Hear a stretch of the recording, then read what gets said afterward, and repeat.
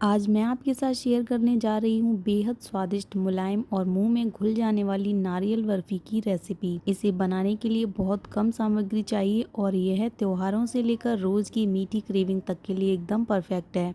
साथ ही मैं आपको हर सामग्री के फायदे भी बताऊंगी, जिससे आप जान पाएंगे कि ये मिठाई स्वाद के साथ साथ कितनी पौष्टिक भी है। इस मिठाई को बनाने के लिए जो इंग्रेडिएंट चाहिए वो यहाँ पर मैं आपको इस तरह से दिखा रही हूँ। यहाँ पे मैंने लिए हैं काजू, कद्दू के बीज, बादाम, साथ में सूरजमुखी के बीज लिए हैं और यहाँ पर मैंने ये सूखा वाला नारियल लिया है। इसको इस तरह के मोटे और थोड़े बड़े लंबे टुकड़ों में काट लिया है। मतलब नारियल को छीलकर अच्छे से हमें यहाँ पर इसे ऐसे रफली कट कर लेना है। फिर इसे हमें ऐसे मिक्सी के एक जार में ट्रांसफर कर देना है और फिर इसे इस तरह से एकदम बारीक तैयार करना है पीस कर। काजू हेल्दी फैट्स, प्रोटीन और मिनरल से भरपूर होते हैं। बादाम विटामिन ई का अच्छा स्रोत है, जो त्वचा और बालों के लिए काफी ज्यादा फायदेमंद होता है। यहाँ पर मैंने नॉन स्टिक पैन में 10 से 12 बादाम डाल दिए हैं। इनको मैं यहाँ पर इस तरह से लगातार चलाते हुए इनका हल्का सा इस तरह से कलर चेंज होने तक ड्राई रोस्ट कर रही हूँ। आप चाहे ना तो बादाम को 1 चम्मच घी में भी रोस्ट कर सकते हैं, लेकिन नारियल में खुद का ही बहुत सारा ऑयल होता है, इसलिए हम यहाँ पर एक्स्ट्रा घी नहीं ऐड करेंगे। तो यहाँ पे मैंने बादाम को भूनकर निकाल दिया है और यहाँ इसी पैन में मैंने डाले हैं कद्दू और सूरजमुखी के बीज। इन बीजों को भुनने में बहुत कम टाइम लगता है और झटपट से ये चटर पटर करने लगते हैं। तो इन्हें रोस्ट करने के लिए गैस का फ्लेम एकदम लो रखना और लगातार चलाते हुए इनको लगभग 2 मिनट के लिए रोस्ट कर लेना। यहाँ पर इनका हल्का सा कलर चेंज होगा, लेकिन ये अच्छे से चटकने लगते हैं जब ये भुन जाते हैं। तो हम यहाँ पर जैसे ये चटकने लगेंगे फिर इनको निकाल कर एक प्लेट में रख देंगे ठंडा होने के लिए। इस बर्फी में कद्दू के बीज और सूरजमुखी के बीज खाने में टेस्ट तो बढ़ाते ही हैं, लेकिन कद्दू के बीज प्रोटीन, फाइबर और मैग्नीशियम से भरपूर होते हैं। शरीर को ऊर्जा देने और हड्डियों को मजबूत बनाने में भी हेल्प करते हैं। और जो सूरजमुखी के बीज हैं, ये विटामिन ई का बेहतरीन स्रोत है, जो त्वचा और बालों के लिए फायदेमंद माना जाता है। हेल्दी फैट्स और मिनरल से भरपूर होते हैं, लंबे समय तक पेट भरा रखने में मदद करते हैं। इसी पैन में मैंने डाले हैं काजू। काजू भी जल्दी से रोस्ट हो जाते हैं और लो फ्लेम पर धीरे धीरे जब ये रोस्ट होते हैं तो ज्यादा अच्छे से भूनते हैं अंदर तक और एकदम क्रंची होते हैं। अगर आप इन्हें हाई फ्लेम पर भूनेंगे तो ये ऊपर से जल्दी कलर चेंज कर देते हैं और अच्छे से ये क्रंची नहीं हो पाते हैं अंदर से। तो यहाँ पर इनको एकदम गैस का फ्लेम लो रखकर मैंने 2 मिनट के लिए रोस्ट कर लिया है। अब इसी पैन में ड्राई फ्रूट्स को रोस्ट करने के बाद मैंने ऐड किया है 1 बड़ा चम्मच देसी घी और इसमें ऐड कर दिया है दरदरा पिसा हुआ ये सूखा नारियल। नारियल को हमें यहाँ पर ऐसे लगातार चलाते हुए लगभग 2 से 3 मिनट के लिए भूनना है। नारियल भी एकदम जल्दी से कलर पकड़ लेता है, तो आपको इसे एकदम लो फ्लेम पर लगातार चलाते हुए भूनना है, बिल्कुल भी इसे बीच में रोकना नहीं है। नारियल के ये बर्फी या फिर लड्डू स्वादिष्ट बनती है, आप एक बार ट्राई जरूर कीजिए। बहुत ज्यादा हेल्दी भी रहती है नारियल की बर्फी या फिर लड्डू। नारियल फाइबर से भरपूर होता है, जो पाचन को बेहतर बनाता है। इसमें हेल्दी फैट्स होते हैं, जो लंबे समय तक ऊर्जा देने में सहायक होते हैं। नारियल शरीर को ठंडक पहुंचाने में भी मदद करता है। तो ये नारियल की बर्फी आप एक बार जरूर ट्राई करें, क्योंकि टेस्ट के साथ साथ ये बहुत ज्यादा हेल्दी भी होती है। कई लोगों के घरों में नारियल पड़े ही रहते हैं, तो आप इस तरह से नारियल का यूज कर सकते हैं। हेल्दी और टेस्टी बर्फी बन तैयार कर सकते हैं घर में ही। नारियल को मैंने यहाँ पर एकदम लो फ्लेम पर लगातार चलाते हुए भून लिया है। बिल्कुल हल्का सा कलर चेंज हुआ है, इस तरह से ही हमें नारियल को रोस्ट करना है। इसे भूनने के बाद गैस बंद कर देंगे और फिर इसे थोड़ी देर तक और चलाते रहेंगे, क्योंकि पैन गर्म होने की वजह से इसका कलर डार्क हो सकता है अगर आप इसे गैस बंद करने के बाद तुरंत चलाना बंद कर देंगे तो। अब जो मैंने ड्राई फ्रूट्स रोस्ट करके रखे हुए थे, काजू, बादाम, सूरजमुखी और कद्दू के बीज, उन सभी को एक मिक्सी के जार में ट्रांसफर करके पाउडर तैयार कर लेंगे। और यहाँ पर मैंने एक बड़ी कढ़ाई में भुना हुआ नारियल, साथ में दूध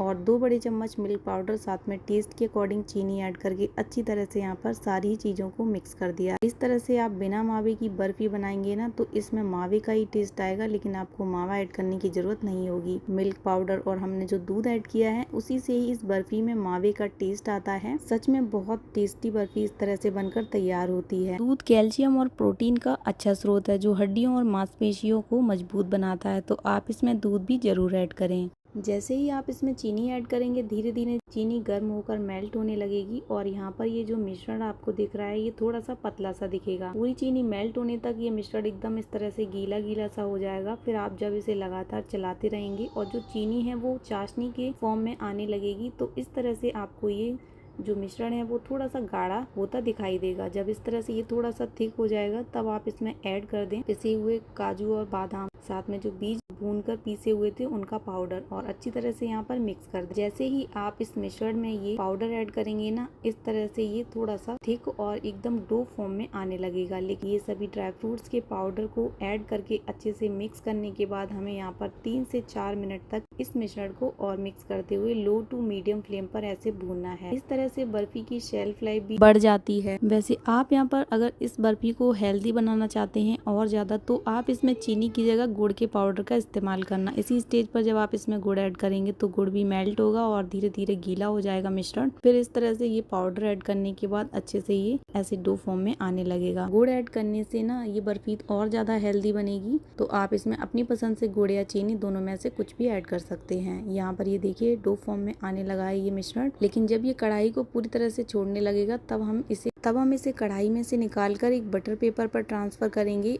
अभी मिक्सचर थोड़ा सा मुझे चिपचिपा सा लग रहा है, तो यहाँ पर थोड़ी देर तक और चलाएंगे। जैसे ही ये कढ़ाई को पूरी तरह से छोड़ने लगेगा तब आप इसे इस तरह से एक बटर पेपर पर ट्रांसफर कर लें। आप चाहें तो इसमें फ्लेवर के लिए इलायची का पाउडर भी ऐड कर सकते हैं और आप चाहें तो इसमें क्रश किए हुए ड्राई फ्रूट्स भी इसी स्टेज पर ऐड करके अच्छे से मिक्स कर लें और इस तरह से एक बटर पेपर पर इस मिश्रण को फैला दें। इलायची खुशबू बढ़ाने के साथ साथ पाचन के लिए भी अच्छी मानी जाती है, तो आप इसमें ऐड कर सकते हैं। अगर पसंद ना हो तो आप इसे स्किप कर दें। एक प्लेट या ट्रे को घी से ग्रीस कर सकते हैं या फिर बटर पेपर पर सीधे ही आप इस मिश्रण को ऐसे अच्छे से सेट कर दें और इसके ऊपर से अपने पसंद के ड्राई फ्रूट्स को काट कर या फिर पिस्ता इस तरह से ऊपर से सजा दें और थोड़ा सा टैप टैप कर दें, जिससे कि बर्फी में ये अच्छे से सेट हो जाते हैं। यहाँ पर इसे अच्छे से ठंडा होने के बाद आप इस तरह से इसे अपनी मनपसंद शेप के पीसेस में कट कर लें। पिस्ता में प्रोटीन, फाइबर और एंटीऑक्सीडेंट्स भरपूर मात्रा में होते हैं, तो आप इसे जरूर ऐड करें। अगर पसंद नहीं है तो स्किप कर सकते हैं। लगभग 1 से 2 घंटे के बाद जब ये बर्फी अच्छी तरह से सेट हो गई तब मैंने इसे इस तरह के पीसेज में काट कर तैयार कर लिया। देखिए कितनी सुंदर, सॉफ्ट और स्वादिष्ट नारियल बर्फी तैयार है। अगर आपको ये रेसिपी पसंद आई हो तो वीडियो को लाइक करें, चैनल को सब्सक्राइब करें और कमेंट में जरूर बताएं कि आप अगली कौन सी मिठाई की रेसिपी देखना चाहें। घर की बनी मिठास और नारियल का स्वाद